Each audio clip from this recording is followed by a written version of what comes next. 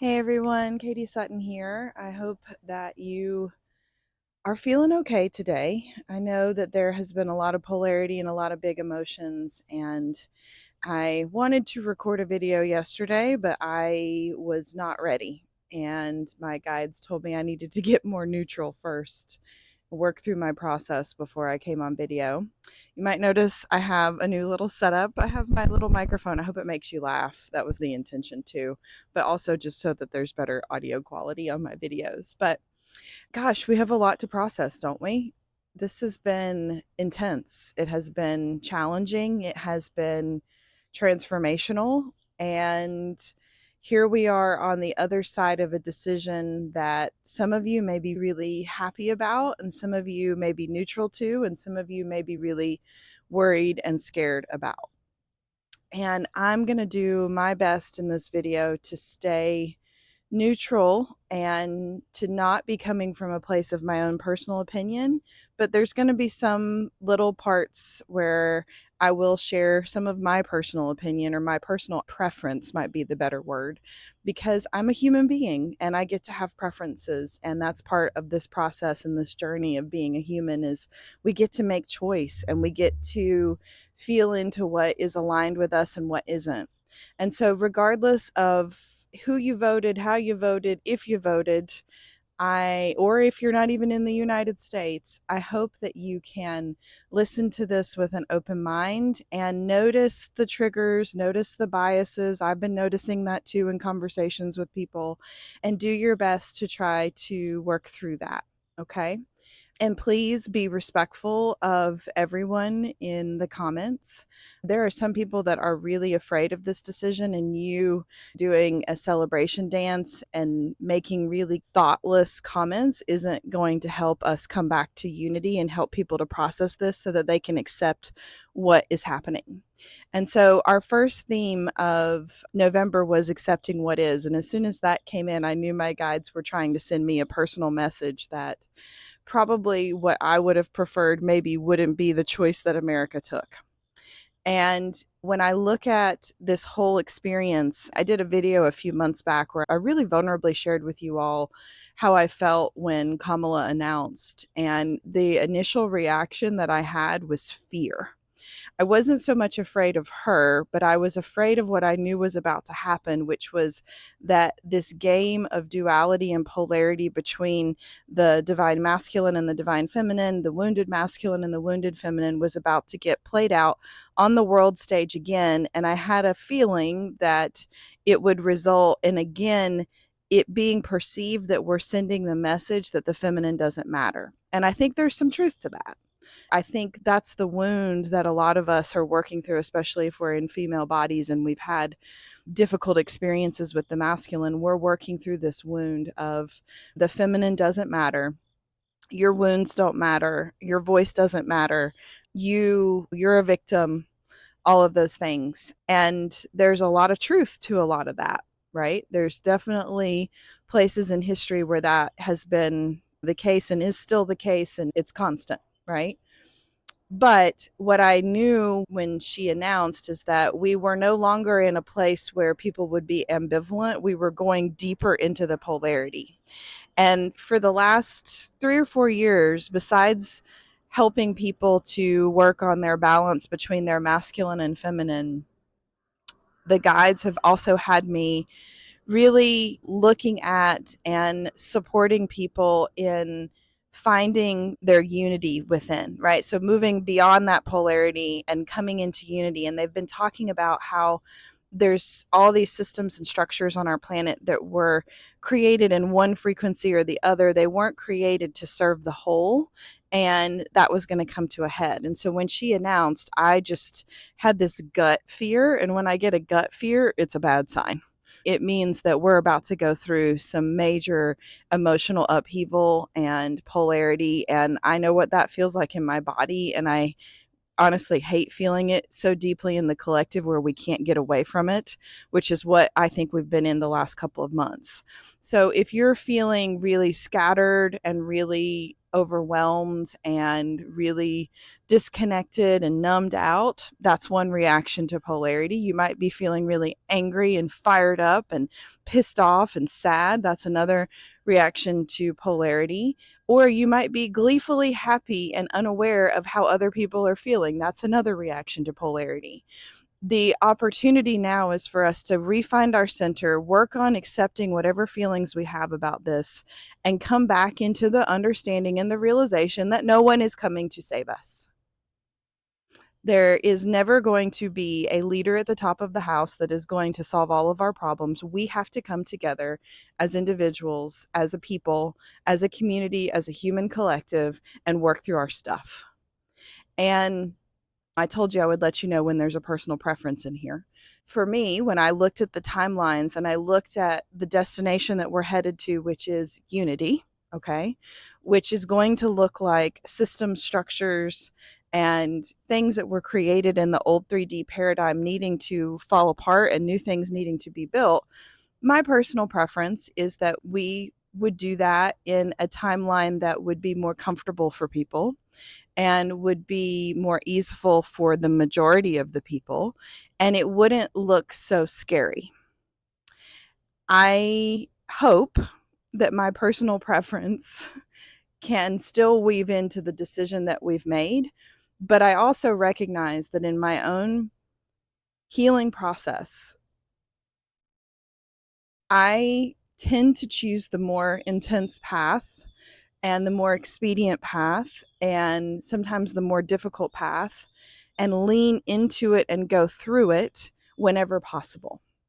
Now, that doesn't mean that I want to always be doing that, because that is intense and exhausting, but I can see the positive expression of how we have made a choice that is going to move things very quickly, because we've already been with this choice for a period of time and we already have our hackles up and our defensive postures, and we're already ready for battle, or we're already ready to celebrate, and shit's about to get real. And I don't say that to scare you. That's not my intention, but it's already real. Let's be honest, right? It's already been intense. This is just going to serve to more quickly dismantle these systems. And for our nervous systems, for those of us that are empaths and those of us who are more concerned and tuned into how one thing impacts the many, we've now made a choice between a wounded masculine energy, and if you love him, I honor that, but he has a lot of wounded masculine traits.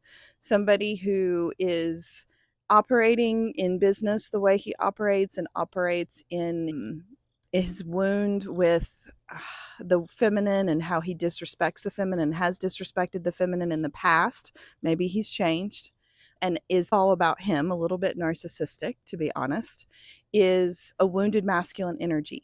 Now, everybody has wounded masculine and everybody has wounded feminine. Everybody has divine masculine and everybody has divine feminine. So he does have divine masculine qualities. He wants to be the protector. He wants to be seen as the savior. There is divine masculine energy in that. On the other side of the coin, we had a lot of wounded feminine energy. When I made my video a couple of months ago, I said Kamala has a lot of wounded feminine energy in her field. She is wanting to go to battle with these systems and make them pay in order to break them down. And that is not the best way to make change either, right? It would have also created a lot of chaos and a bit of a shit show, a big probably shit show. And we probably would have had a lot more fighting internally in the United States, because there are a lot of people that are very in favor of the person that was elected, who have been fed up for a really long time, and he keeps playing into that anger. And so that anger would have spilled over, and it would have been really probably not good, honestly. And so I can see how we have shifted out of that scary timeline. And I also see that there's a lot of different ways that this can go. When you're a psychic, it's not about predicting the future. That's the old misnomer that it's just about predicting the future. That's not what it is. What I'm doing is I'm reading the energy of the choices And I'm leaning into what feels most loving for me.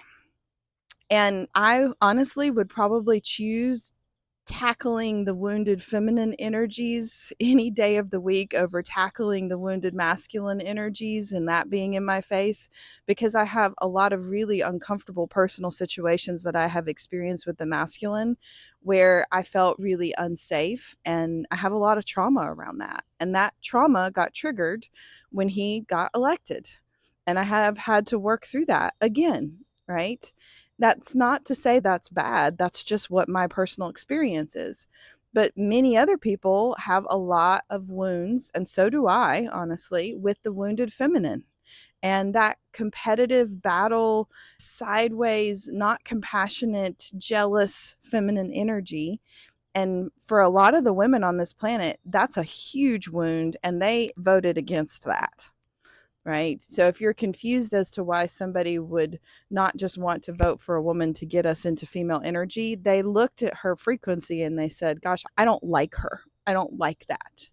And that seems to be a thing that happens a lot with the feminine, where we're judged a little bit differently. Like we have to be compassionate and loving and good and kind, or we're not well liked. And that's a real wound, right? And so some of us would rather choose that, though, and know what that energy is and deal with healing that in ourselves than be confronted more by this wounded masculine frequency that we've been steeped in for so many years. But that's not the choice that was made by America. And so here we are, and we have to accept what is, regardless of what our preference was. And it's tricky because either way, we're getting triggered, right? We're getting triggered by all the polarity, we're getting triggered by all the division. And it's when we're in a triggered place, it's very easy to fall into a old wounded pattern and to not be in our power. And so what I want you all to take away from this is not the opinions and the preferences that I shared with you, but take away the understanding that regardless of who we chose, we were going to have a wounded feminine energy or a wounded masculine energy at the top of the house, and it would have perpetuated us into a healing process. It would have pushed us into a healing process both directions. Might have wanted it to be one way or the other way, but the destination is still the same. We are moving towards unity. How we get there is not fully written yet, but we've made a preference choice, and we will be confronted with the impacts of that preference choice, whether you like it or not. And so if you're somebody who is cheering on the destruction of things that you don't think are serving us, and that's how you're choosing to create your reality, I honor that. If you're somebody who would have liked to have seen it in a different way, I honor that too. But either way, things are going to have to break down, and things are going to have to be rebuilt in a new frequency. And we have to hold our unity throughout that process. And so I just caution you all to be very careful that you're not disconnecting from your own healing process in order to just align with somebody coming to save you or somebody coming to hurt you at the top of the house in government. What happens at the top of the house in government is that they are always going to reflect back to us where we have the most work to do. Okay. And you can see that as a positive or a negative thing. I see it as a neutral thing. And we're going to get the medicine that we needed. And we absolutely have chosen the highest timeline. Now, highest timeline doesn't mean easiest, doesn't mean best or your personal preference. It means the highest. And we could have gotten to this highest timeline a lot of different ways, regardless of the choice that was made. And I need you to hear that too. And so we're going where we're going, which is to unity. I also want to say that everything is changeable, everything is mutable. And so if we don't go into resistance to what is, we can still continue to influence the way in which these changes happen. My personal preference is that these changes happen at a pace that the majority of the collective can handle. It's going to be too fast or too slow for some. But when I'm working with a client, for example, I want it to be as painless as possible.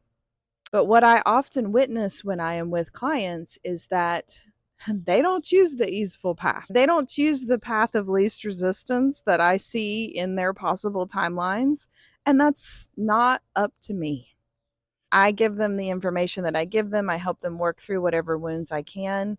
And I sit back and I trust that they know what they're doing and that their higher self is in command and that they have the tools that they need and the support that they need to work through however they move through their transformation.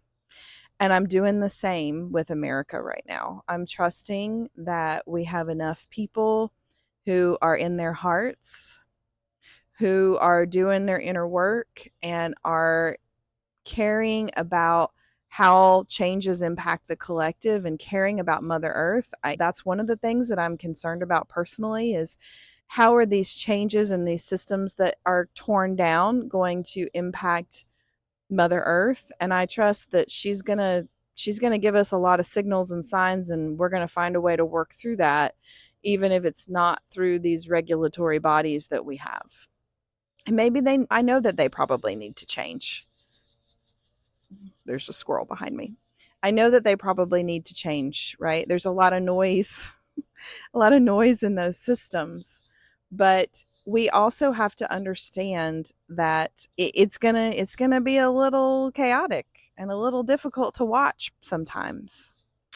And for those of you who are working through your wounds with the masculine that are going to be re-triggered, I send you love because I get it. The first time he was elected, I had a really terrible dream about my voice being silenced, and I had another one the other night, and it was awful. Now, that's my heightened trauma response to this energy coming at me, and even that is serving me because I'm working through it. I'm claiming my voice anyways. I didn't really know if I could do this video. I couldn't do it yesterday, but here I am. And even if you don't agree with everything that I say, I'm still putting my truth out there. And that's part of my medicine in the world, is to be this voice of my truth and this voice of what I see in the energy fields to help people process things. And so I'm here doing the thing, even though my personal preference didn't win. And that's part of this. It is about seeing that no matter what's happening at the top of the house, this is about our own personal evolution, our own personal autonomy, our own personal sovereignty, our own personal rise into our individual expression and power. And so here we are. That work is still happening. I'm still supporting people. I'm super grateful that Spirit had me teaching this 4 etheric bodies class during this time period. It has been medicine for me and everybody that's joined. You can still get the recordings if you want. I'll put the link below this. But it's really helped, I think, me and the people that have joined to come back to their center. And last night we worked on pulling out of the collective emotional pain body, which was a super valuable exercise for me.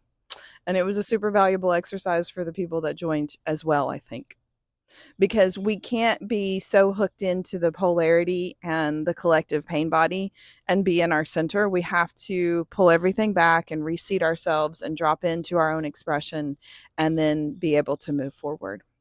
So again, however you voted, whoever you voted, if you didn't vote, I get that too. There wasn't really a great choice. When we're faced with duality, sometimes we choose not to take a side because we don't want to take a side and we don't make a choice. And I know that triggers some people. Like, if you don't vote, don't complain, is what I've heard some people say.